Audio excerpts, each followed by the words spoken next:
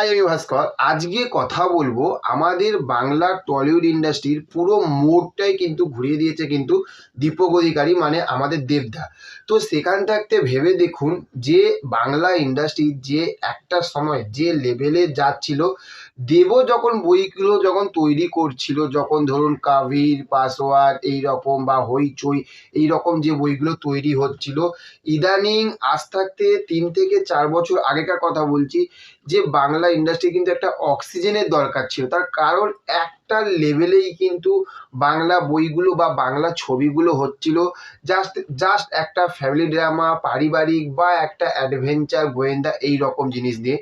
আমরা বাইরের যে ইন্ডাস্ট্রিগুলো, যেখানে সাউথের ইন্ডাস্ট্রি বলুন বা বলিউড ইন্ডাস্ট্রি বলুন, এত ভালো ভালো ভালো ভালো কাজ হয়, কিন্তু আমাদের কাছে একটাই ছিল, অভিযোগ ছিল যে আমাদের বাংলাতে কেন ওই রকম সাউথ বা বলিউডের মতন আমাদের বাংলাতে কেন কাজ হয় না।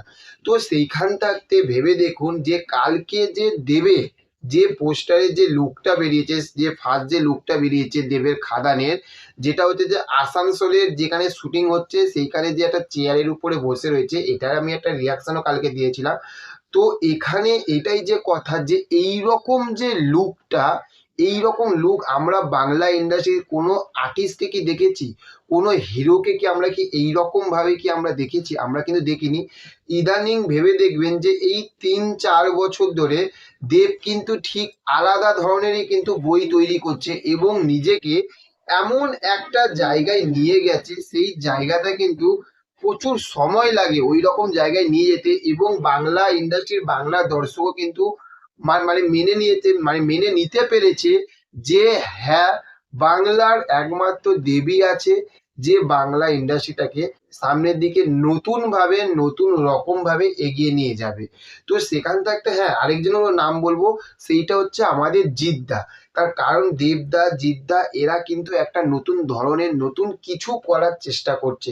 আজকে ভেবে দেখুন, আমরা পুষ্পা 2-এ যেরকম আল্লু অর্জুনকে দেখেছি, আজ ঠিক সেই রকমই কিন্তু আজ যে দেবের যে পোস্টারটা বেরিয়েছে সেই রকমই। আজ এই যে কটা দিন ধরে দেখুন প্রধান যে গল্পটা, আজ দেব একটা যে মানে বাংলা ওয়েস্ট বেঙ্গলে থেকে আজ যেখানে শাসন চলছে, সেই রকম ভাবে থেকে আজ এই রকম ভাবে একটা প্রধানকে রিপ্রেজেন্ট করা, এটা বুকে দম থাকা দরকার।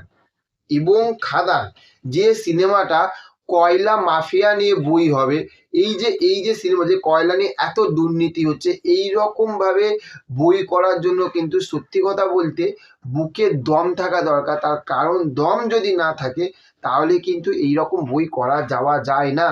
সেখান থাকতে কিন্তু একমাত্র দেবদা কিন্তু যে দমটা দেখিয়েছে যে আমি এই রকম বই করব।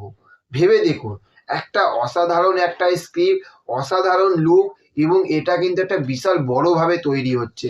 তো যখনই এই যে খাদান এই সিনেমাটা যখনই আসবে, সেই সিনেমাটাতে কিন্তু কেউ রুখতে পারবে না। আমরা প্রধানদের কি দেখেছিলাম, আমরা প্রধানের কিন্তু তার থাকতে কিন্তু 10 গুণ কিন্তু আমরা এখানে কিন্তু আমরা জওয়ান দেখতে চলেছি, কিন্তু বাংলার জওয়ান, বাংলার কেজিএফ একমাত্র দেব বলেই সম্ভব, একমাত্র দেবদা বলেই সম্ভব কিন্তু এইরকম ভাবে এইরকম বিগ স্কেলে বই করা।